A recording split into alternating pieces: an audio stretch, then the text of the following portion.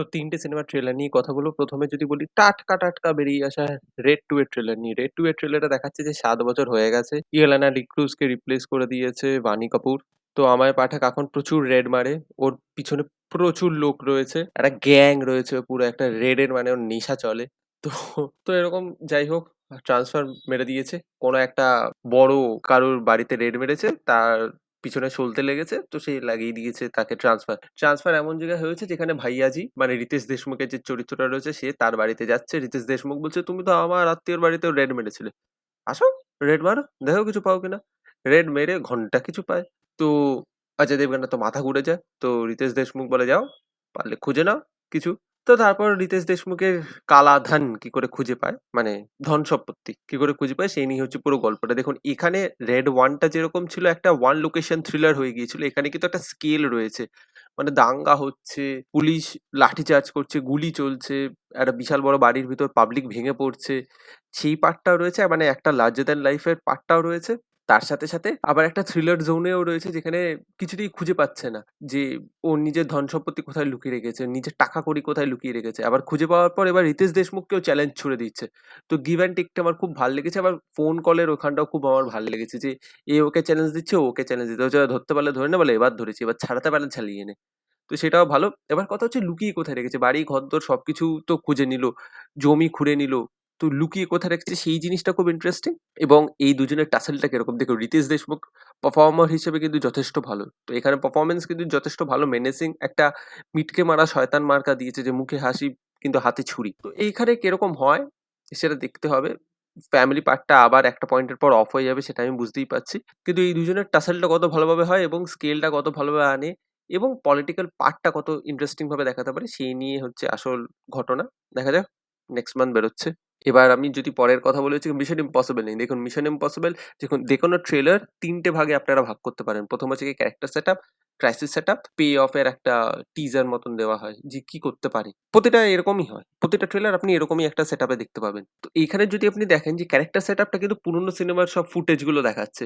যে mission impossible 1 এ ও কি করছে, 2 এ 2 টা এখানে দেখায়নি। 3, 4 যে বিভিন্ন জায়গায় ও গ্যাস করেছে, রাশিয়ায় গিয়ে বোম ব্লাস্টিং করিয়েছে। তো সেইগুলো দেখাচ্ছে। আবার যে হেনরি ক্যাভিলের যে বস ছিল, যে ব্ল্যাক প্যান্থারের মাও হয়েছিল তাকেও এবার দেখাচ্ছে, সেও ফেরত আসছে এবং সবাই বলছে যে এই সমস্ত যে ও করেছে তার কিন্তু একটা পে অফ দিতেই হবে। এবং তারপর আমরা দেখাচ্ছে যে এন্টিটির বিরুদ্ধে যে ইথান হান্ট লড়তে যাচ্ছে ও পারছে না।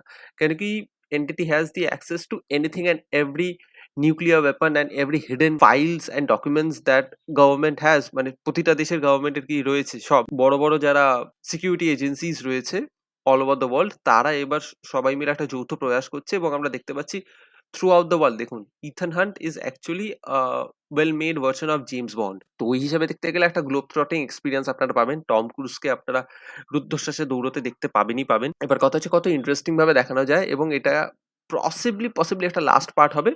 কিন্তু টম ক্রুজ বলেছে আমি দরজা খোলা রাখবো। যদি এই পার্টটা আগের পার্টের মতো আন্ডার পারফর্ম না করে, হয়তো কয়েক বছর পর আমি আবার আনবো মিশন ইম্পসিবল এর নেক্সট পার্ট। তো দেখা যাক কি হয়। টম ক্রুজ মরে না মরে যাওয়ার পর একটা অ্যাম্বিগুইটি লাইফে চলে যায়, ফেক্স হিজ ওন ডেথ। টিমের কি হয়? তো সেইগুলো দেখতে পাবো এবং একটা ক্রাইসিসও দেখতে পাবো এবং আমার একটা জিনিস খুব ভালো লেগেছে যে ফল আউটে যেরকম দেখিয়েছে যে ফল আউটের যে ভিলেন তাকে একটা বাক্সের ভিতরে আটকে দিয়েছিল। এখানে দেখাচ্ছে এন্টিটির সাথে ওকে কানেক্ট হওয়ার জন্য ওরকম একটা বাক্সের ভিতরে আটকাতে হবে মুখোশ-টুখোশ পরে। তো অ্যাকশন সেট পিসেস তো দারুণ, সিনেমাটোগ্রাফি ভালোই হবে।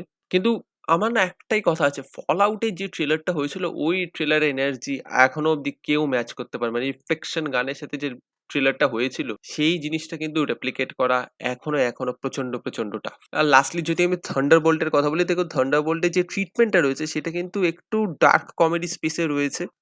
অন্য ৪-৫ টা মার্ভেলের সিনেমার থেকে একটু দেখতে আলাদা। এখানে যারা আন্ডারডগ রয়েছে, যাদেরকে আমরা মেইনলি ভিলেন হিসেবে দেখি তাদেরকে রিক্রুট করছে, মানে সুইসাইড স্কোয়াড এর মতন।